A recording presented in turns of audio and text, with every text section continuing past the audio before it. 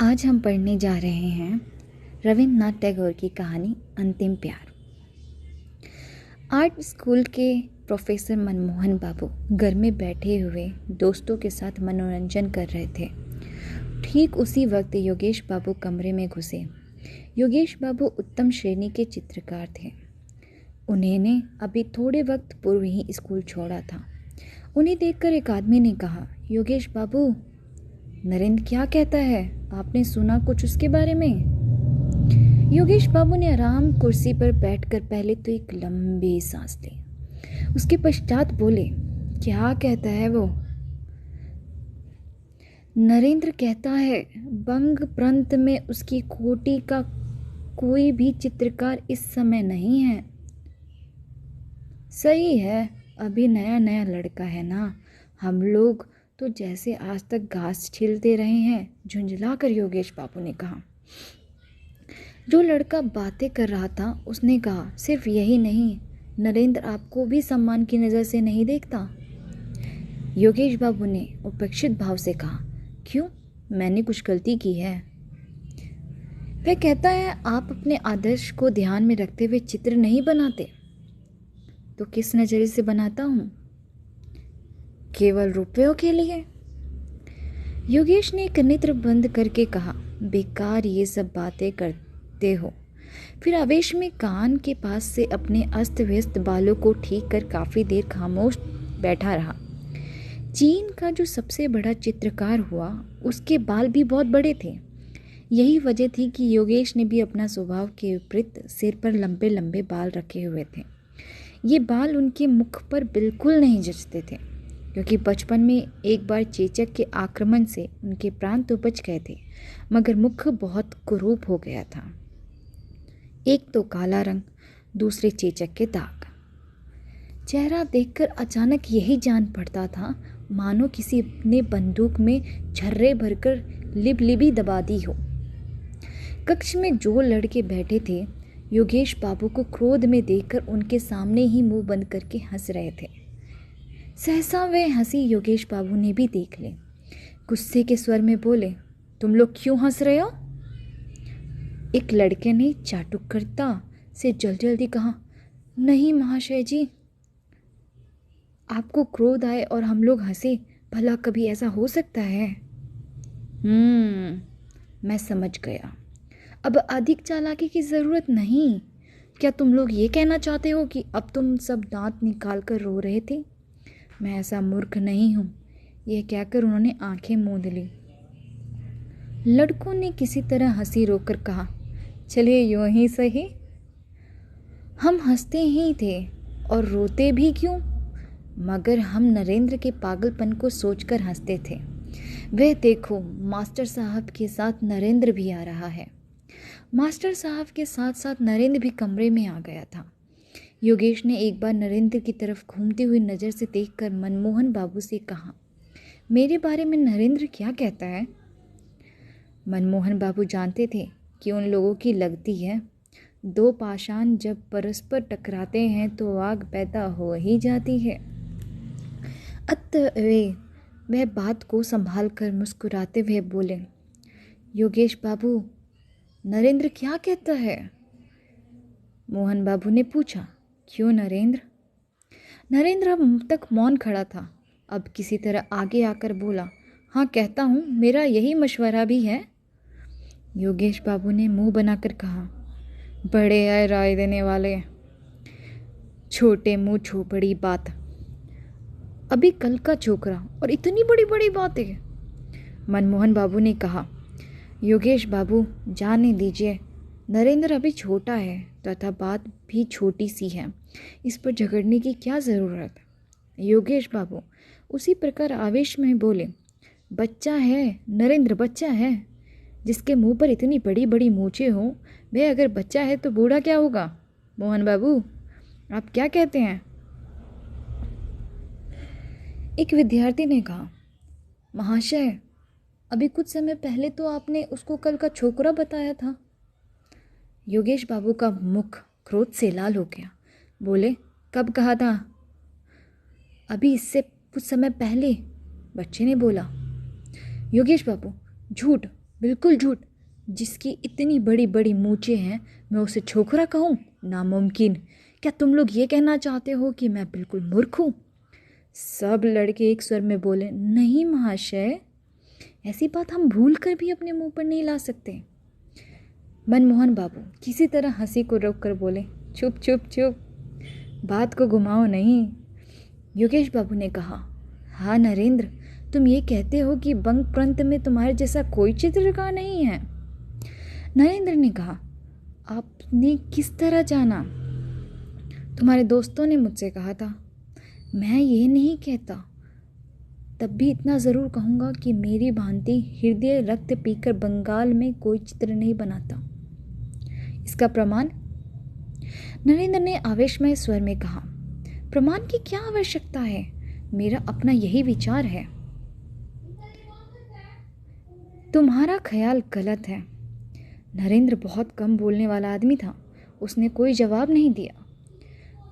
मनमोहन बाबू ने इस नाराज़गी वाली बातचीत को बंद करने के प्रति कहा, नरेंद्र, इस बार प्रदर्शनी के लिए तुम चित्र बनाओगे ना? नरेंद्र ने कहा, इरादा तो है। मैं देखूंगा तुम्हारा चित्र कैसा रहता है। नरेंद्र ने श्रद्धा भाव से उसकी पग धूली लेकर कहा, जिसके गुरु आप हैं उसे क्या परेशानी, देखना सबसे अच्छा रहेगा। योगेश बाबू ने कहा, राम से पहले रामायण। पहले चित्र बनाओ फिर कहना। नरेंद्र ने मुंह फेरकर योगेश बाबू की तरफ देखा। कहा कुछ भी नहीं, मगर खामोशी और उपेक्षा से ने बातों से कहीं अधिक योगेश के मन को आहत किया। मनमोहन बाबू ने कहा, योगेश बाबू, चाहे आप कुछ कहें, परंतु नरेंद्र को अपनी आत्मिक शक्ति पर बड़ा यकीन है। मैं पक्के यकीन से कह सकता हूँ कि यह भविष्य में एक बड़ा चित्रकार होगा। नरेंद्र धीरे धीरे कक्ष से बाहर चला गया। एक विद्यार्थी ने कहा, प्रोफेसर साहब, नरेंद्र में किसी हद तक की विशिष्टता की झलक दिखाई देती है। मनमोहन बाबू ने कहा, हाँ मैं जानता हूँ, जो इंसान अपने भाव अच्छे प्रकार प्रकट करने में सफल हो जाता है उसे सर्वसाधारण किसी हद तक विक्षिप्त समझते हैं। चित्र में एक विशेष तरह का आकर्षण तथा मोहकता उत्पन्न करने की उसमें असाधारण योग्यता है। तुम्हें पता है नरेंद्र ने एक बार क्या किया था? मैंने देखा है कि नरेंद्र के बाएं हाथ की उंगली से खून का फव्वारा छूट रहा है और वह बिना किसी दर्द के बैठा चित्र बना रहा है। मैं तो देख आश्चर्यचकित रह गया। मेरे मालूम करने पर उसने जवाब दिया कि उंगली कट कर देखी कि खून का असली रंग क्या है। अजीब इंसान है वैसे। तुम लोग इसे विक्षिप्तता कह सकते हो, मगर इसी विक्षिप्तता के कारण तो वह एक दिन अमर कलाकार कहलाएगा। योगेश बाबू आंख मूंद कर सोचने लगे, जैसे गुरु वैसे चेले, दोनों के दोनों बेवकूफ़ हैं। नरेंद्र सोचते सोचते घर की तरफ चला। मार्ग में भीड़ भाड़ थी, कितनी ही गाड़ियां चल रही थी, मगर इन बातों की ओर उसका ध्यान नहीं था। उसे क्या फिक्र थी? संभवतः इसका भी उसे पता न था। वह कुछ समय के अंदर ही बहुत बड़ा चित्रकार हो गया। बहुत कम समय में ही वह इतना मशहूर तथा सर्वप्रिय हो गया था कि उसके ईर्ष्यालु मित्रों को अच्छा ना लगा। इन्हीं ईर्ष्यालु मित्रों में योगेश बाबू भी थे। नरेंद्र में एक खास योग्यता और उसकी तुलिका में एक असाधारण शक्ति है। योगेश बाबू इसे दिल ही दिल में खूब समझते थे, लेकिन ऊपर से उसे मानने के प्रति तैयार न थे। इस थोड़े वक्त में ही इतनी प्रसिद्धि हासिल करने का एक खास कारण यह भी था कि नरेंद्र जिस चित्र को भी बनाता था अपनी सारी काबिलियत उसमें लगा देता था। उसकी नज़र सिर्फ चित्र पर रहती थी, पैसे की ओर भूल कर भी उसका ध्यान नहीं जाता था। उसके मन की महत्वाकांक्षा थी कि चित्र बहुत ही सुंदर हो, उसमें अपने ढंग की खास विलक्षणता हो। मूल्य चाहे कम मिले या अधिक, वह अपने विचार और भावनाओं की मधुर रूपरेखा अपने चित्र में देखता था। जिस वक्त चित्र चित्रित करने बैठता तो चारों तरफ फैली हुई असीम प्रकृति और उसकी सारी रूपरेखाएं हृदय पट से गुम्फित कर देता। इतना ही नहीं, वह अपने बावजूद से विस्मृत हो जाता। वह उस वक्त पागलों की भांति दिखाई पड़ता और अपने प्राण तक निछावर कर देने से भी संभवतः उसको कोई हिचक न होती। यह हालत उस वक्त की एकाग्रता की होती। हकीकत में इसी कारण उसे यह सम्मान प्राप्त हुआ। उसके स्वभाव में सादगी थी। वह तो बात सादगी से कहता। लोग उसे अभिमान तथा प्रदर्शनी से लदी हुई समझते। उसके सामने कोई कुछ ना कहता, मगर पीठ पीछे लोग उसकी बुराइयां करने से ना चूकते। सबके सब नरेंद्र को संज्ञाहीन सा पाते। वे किसी बात को कान लगाकर ना सुनता। कोई पूछता कुछ था तथा जवाब देता और ही। वह हमेशा ऐसा मालूम होता जैसे अभी अभी स्वप्न देख रहा था और किसी ने सहसा उसे जगा दिया। उसने विवाह किया और एक लड़का भी उत्पन्न हुआ। पत्नी बहुत सुंदर थी, मगर नरेंद्र को गृहस्थ जीवन में किसी तरह का आकर्षण न था। तब भी उसका हृदय प्रेम का विशाल सागर था। वह हर समय इसी धुन में रहता था कि चित्रकला में प्रसिद्धि हासिल करे। यही कारण था कि लोग उसे पागल समझते थे। किसी हल्की चीज़ को यदि पानी में ज़बरदस्ती डुबो दो तो वे किसी तरह भी ना डूबेगी, वरना ऊपर तैरती रहेगी। ठीक यही दशा उन लोगों की होती है जो अपनी धुन के पक्के होते हैं। वे दुनियादारी के दुख सुख में किसी तरह डूबना नहीं जानते। उनका मन हर वक्त काम की पूर्ति में लगा रहता है। नरेंद्र सोचते सोचते अपने घर के सामने आ खड़ा हुआ। उसने देखा कि दरवाजे के पास उसका 4 वर्ष का बच्चा दौड़ता हुआ आया तथा दोनों हाथों से नरेंद्र को पकड़ के बोला, बाबूजी। क्या बात है बेटे? बच्चे ने पिता का हाथ पकड़ लिया तथा खींचते हुए कहा, बाबूजी देखो, हमने एक मेढक मारा है जो लंगड़ा हो गया है। नरेंद्र ने कहा, वह घर नहीं जा सकता, लंगड़ा हो गया है। कैसे जाएगा? चलो उसे गोद में उठाकर उसके घर पहुंचा दो। नरेंद्र ने बच्चे को गोद में उठा लिया और हंसते हंसते घर में ले आए। एक दिन नरेंद्र को याद आया कि इस बार की प्रदर्शनी में जैसे भी हो अपना एक चित्र भेजना चाहिए। कक्ष की दीवार पर उसके हाथ के कितने ही चित्र लगे हुए थे। कहीं प्राकृतिक मंजर, कहीं मानव के शरीर की रूपरेखा, कहीं सोने की तरह सरसों के खेत की हरियाली, जंगली मनमोहक दृश्य वाली, तथा कहीं वे रास्ते जो छाया वाले वृक्षों के नीचे से टेढ़े तिरछे होकर नदी के पास जा मिलते थे। धुएं की तरह गगनचुंबी पहाड़ों की पंक्ति जो तेज धूप में खुद झुलसी जा रही थी और सैकड़ों पथिक धूप से बेचैन होकर छाएदार वृक्षों के समूह में शरणार्थी थे। ऐसे कितने ही दृश्य थे। दूसरी तरफ अनेकों पक्षियों के चित्र थे। उन सब के मनोभाव उनके मुखों से प्रकट हो रहे थे। कोई क्रोध से भरा हुआ, कोई मुसीबत की हालत में, तो कोई प्रसन्न मुद्रा में स्थिति में। कमरे के उत्तरीय भाग में खिड़की के सामने एक अपूर्ण चित्र लगा हुआ था। उसमें ताड़ के वृक्षों के समूह के समीप सदा मौन रहने वाली छाया के आश्रम में एक सुंदर नवयुवती नदी के नील वर्ण जल में स्थिर बिजली सी शांत खड़ी थी। उसके होठों और मुख की रेखाओं में चित्रकार ने मन की पीड़ा अंकित की थी। ऐसा मालूम होता था मानो चित्र बोलना चाहता है, मगर यौवन अभी उसके बदन में पूरी तरह प्रस्फुटित नहीं हुआ है। इन सब चित्रों में चित्रकार के इतने दिनों की आशा तथा निराशा मिली जुली थी, मगर आज उन चित्रों की रेखाओं और रंगों ने उसे अपनी ओर आकर्षित न किया। उसके मन में बार बार यही विचार आने लगे कि इतने दिनों उसने केवल बच्चों का खेल किया है, सिर्फ कागज के टुकड़ों पर रंग पोता है। इतने दिनों से उसने जो कुछ रेखाएं कागज पर खींची थी वे सब उसके मन को अपनी ओर आकर्षित ना कर सकी, क्योंकि उसके विचार पहले की अपेक्षा बहुत उच्च थे। उच्च ही नहीं बल्कि बहुत ऊंचे होकर चील की भांति आसमान में मंडराना चाहते थे। यदि वर्षा ऋतु का सुहावना दिन हो तो क्या कोई ताकत उसे रोक सकती थी? वे उस समय जोश में आकर उड़ने की उत्सुकता में असीमित दिशाओं में उड़ जाता, फिर एक बार भी पलट कर नहीं देखता। अपनी पहली हालात पर किसी तरह भी वह सहमत नहीं था। नरेंद्र के मन में रह रहकर यही विचार आने लगा। भावना और लालसा की झड़ी सी लग गई। उसने निश्चय कर लिया कि इस बार ऐसा चित्र बनाएगा जिससे उसका नाम अमर हो जाएगा। वह वास्तविकता को सबके मन में बैठा देना चाहता था कि उसकी अनुभूति बचपन की अनुभूति नहीं है। मेज पर सिर रखकर नरेंद्र विचारों का ताना बाना बुनने लगा। वह क्या बनाएगा, किस विषय पर बनाएगा? मन पर आघात होने से साधारण असर पड़ता है। भावनाओं के कितने ही पूर्ण और अपूर्ण चित्र उसकी निगाहों के सामने से सिनेमा चित्र की तरह चलने लगे, लेकिन किसी ने भी दम भर के प्रति उसके ध्यान को अपनी ओर आकर्षित न किया। सोचते सोचते शाम अंधियारे में शंख की मधुर ध्वनि से उसको मस्त कर देने वाला गाना सुनाया। इस स्वर लहरी से नरेंद्र चौंक कर उठ खड़ा हुआ।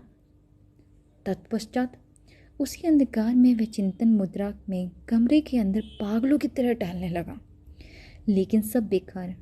महान प्रयत्न करने के बाद भी कोई विचार न सूझा। रात बहुत हो चुकी थी। अमावस्या के अंधेरे में आसमान परलोक की भांति धुंधला प्रतीत होता था। नरेंद्र कुछ खोया खोया सा पागलों की भांति उसी तरफ ताकता रहता। बाहर से रसोइये ने द्वार खटखटाकर कहा, बाबूजी। चौंक कर नरेंद्र ने पूछा, कौन? बाबूजी, भोजन तैयार है, चलिए। झुंझलाते हुए नरेंद्र ने कटु स्वर में कहा, मुझे परेशान ना करे। जाओ, मैं इस वक्त खाना नहीं खाऊंगा। बाबूजी, कुछ थोड़ा सा। मैं कहता हूं बिल्कुल नहीं। और निराश हृदय रसोइया भारी कदमों से वापस लौट गया तथा नरेंद्र ने अपने को चिंतन सागर में डुबो दिया। संसार में जिसको प्रसिद्धि हासिल करने की लगन हो लग गई हो, फिर उसको चैन कहाँ। पूरा एक सप्ताह बीत गया। इस सप्ताह में नरेंद्र ने अपने घर से बाहर कदम ना निकाला। घर में बैठा सोचता रहा, किसी न किसी मंत्र से तो पूजा की देवी अपनी कला दिखलाएगी ही। इससे पूर्व किसी चित्र के लिए उसे विचार प्राप्ति में देर न लगती थी, परंतु इस बार किसी तरह भी उसे कोई बात न सूझी। ज्यों ज्यों दिन व्यतीत होते जाते थे, वह निराश होता जाता था। केवल यही क्यों, कई बार तो उसने गुस्से में आकर सिर के बाल नोच लिए। वह अपने आप को गालियां देता, पृथ्वी पर पेट के बल पड़कर बच्चों की तरह रोया भी, परंतु सब बेकार। प्रातःकाल नरेंद्र मौन बैठा था कि मनमोहन बाबू के द्वारपाल ने आकर उसे एक पत्र दिया। उसने उसे खोलकर देखा। प्रोफेसर साहब ने उसमें लिखा था, प्रिय नरेंद्र, प्रदर्शनी होने में अब भी अधिक दिन बाकी नहीं है। एक सप्ताह के अंदर यदि चित्र ना आया तो ठीक नहीं। लिखना, तुम्हारी क्या तरक्की हुई और तुम्हारा चित्र कितना बन गया है। योगेश बाबू ने चित्र चित्रित कर दिया है।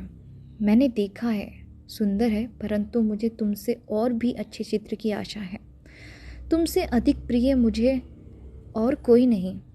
आशीर्वाद देता हूँ, तुम अपने गुरु की प्रतिष्ठा रख सकोगे। इसका ध्यान रखना, इस प्रदर्शनी में यदि तुम्हारा चित्र अच्छा रहा तो तुम्हारी ख्याति में कोई बाधा ना रहेगी। तुम्हारी मेहनत सफल हो, यही मेरी दुआ है। पत्र पढ़कर नरेंद्र और भी बेचैन हो गया। केवल एक सप्ताह शेष है और अभी तक उसके मस्तिष्क में चित्र के विषय में कोई विचार नहीं आया। खेद है, अब वह क्या करेगा। उसे अपने आत्मबल पर बहुत यकीन था, पर इस समय यह विश्वास भी जाता रहा। क्या इसी तुच्छ शक्ति पर वह 10 व्यक्तियों में सिर उठाए फिरता रहा है। उसने सोचा था अमर कलाकार बन जाऊंगा, परंतु वाह रे मेरी बुरी किस्मत। अपनी अयोग्यता पर नरेंद्र की आंखों में आंसू भर आए। रोगी की रात जैसे आंखों में निकल जाती है, उसकी वह रात वैसे ही खत्म हुई। नरेंद्र को इसका तनिक भी पता ना हुआ। उधर वह कई दिनों से चित्रशाला ही में सोया था। नरेंद्र पर जागरण के चिन्ह थे। उसकी पत्नी दौड़ी दौड़ी आई और शीघ्रता से उसका हाथ पकड़कर बोली, क्या हुआ। पत्नी लीला हाफते हुए बोली, शायद हैजा। इस प्रकार खड़े ना रहो, बच्चा बिल्कुल बेहोश पड़ा है। बहुत ही अनमने मन से नरेंद्र शयन कक्ष में घुसा। बच्चा बिस्तर से लगा पड़ा था। पलंग के चारों ओर उसे भयानक रोग के चिन्ह दृष्टिगोचर हो रहे थे। लाल रंग 2 घड़ी में ही पीला हो गया था। अचानक देखते से ही ये ज्ञात हो गया था जैसे बच्चा जिंदा नहीं है। केवल उसके वक्ष के समीप कोई वस्तु धक धक कर रही थी और इस क्रिया से यह ही जीवन के कुछ चिन्ह दृष्टिगोचर होते थे। वह बच्चे के सिरहाने सिर झुकाकर खड़ा हो गया। लीला ने कहा, इस तरह खड़े ना रहो, जाओ डॉक्टर को बुलाओ, लाओ। माँ की आवाज़ सुनकर बच्चे ने आंखें मली, पर